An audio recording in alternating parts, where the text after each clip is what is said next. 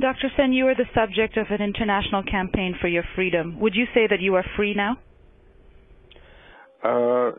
See, I was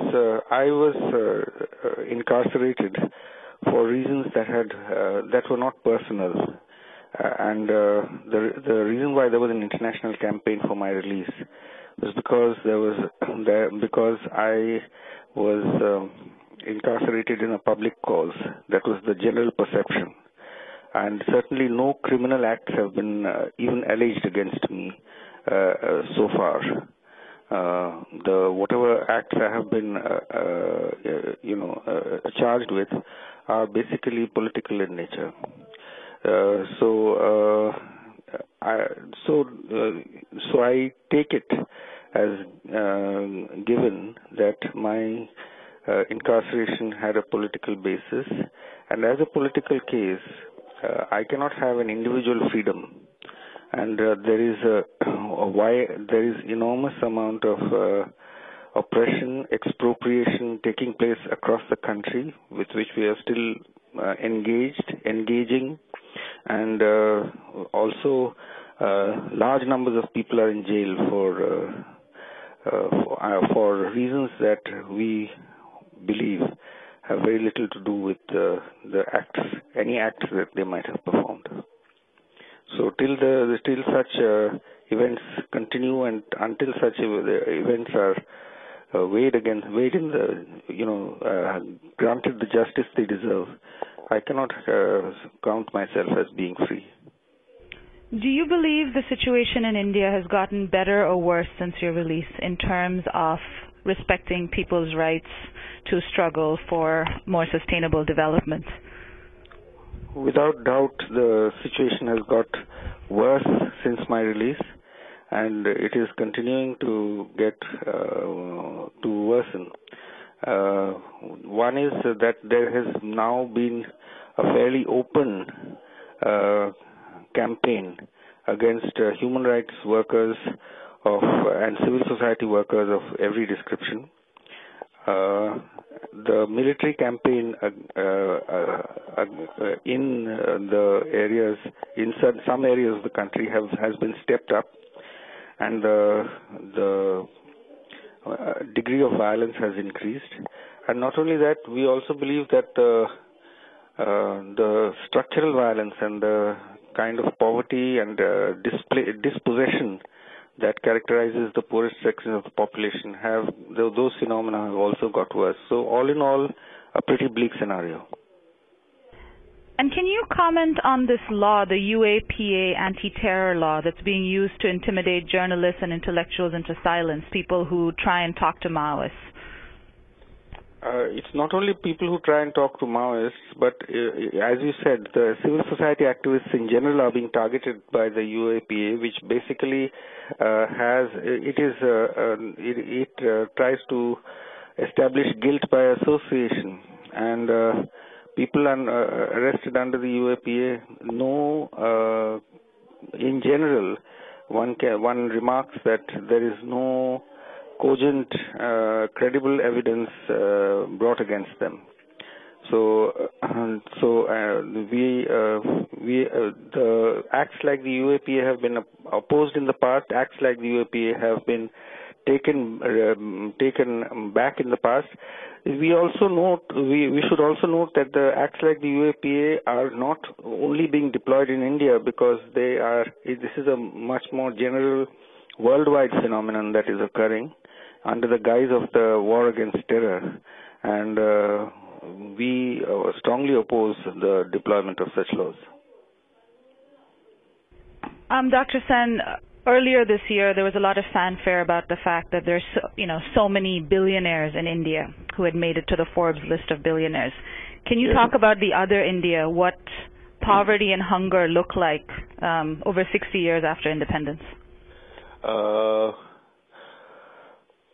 33% of the adult population of India have a body mass index below 18.5, which signifies chronic undernutrition.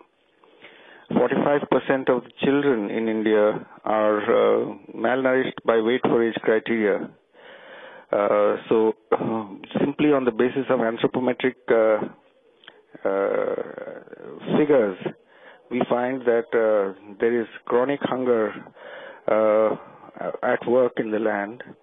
If we disaggregate this figure of 33% of the adult population, we find that among those social categories who are held to be poorer, that is, for instance, the scheduled castes and scheduled tribes, 60% of the scheduled castes have a body mass index below 18.5, and 50% of the scheduled tribes have a body mass index below 18.5. Now, these figures, these proportions, bring the situation under the ambit of the WHO definition of a major public health emergency. In other words, we're talking about a famine here that is astray in the land, and we are extremely apprehensive about the future of these sections of the population, who are also the ones who are being targeted in a massive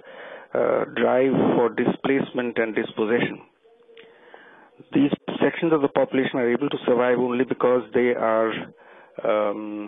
have access to common property resources, and when they are displaced and dispossessed from their access to common property resources, their situation worsens immediately. And we are extremely apprehensive about the future health of these communities of malnourished people. You started your question by talking about the Forbes billionaires. I think this is a mark of national shame, that there are people starving in this country and that the number of billionaires are going up. It's nothing to be proud of. We are ashamed of it. Inequity is increasing all around. Dr. Sen, can you comment on the use of violence by both the Maoists and the state? Violence solves nothing.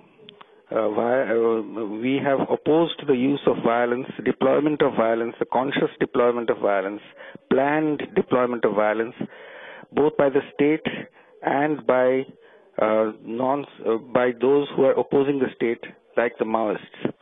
We have appealed for peace, and we believe that it's only through engagement in a political dialogue that any kind of resolution can occur.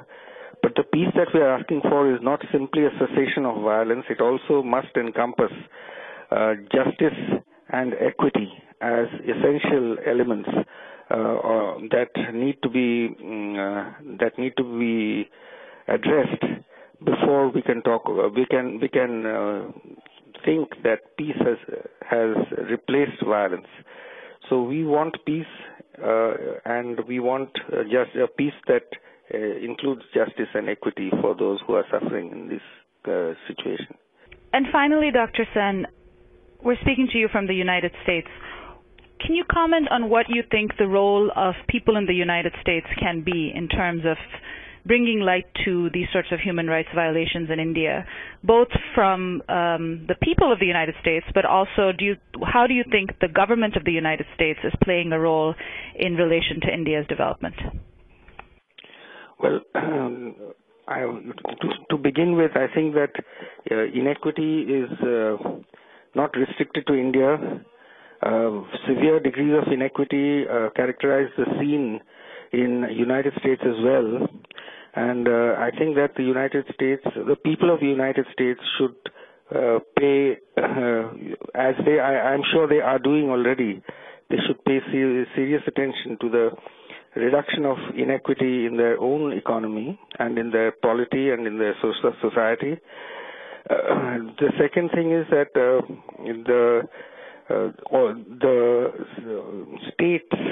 the state has a dual role. We see it as having a dual role in the present situation. One is as the agency responsible for bringing about inequity and for providing certain services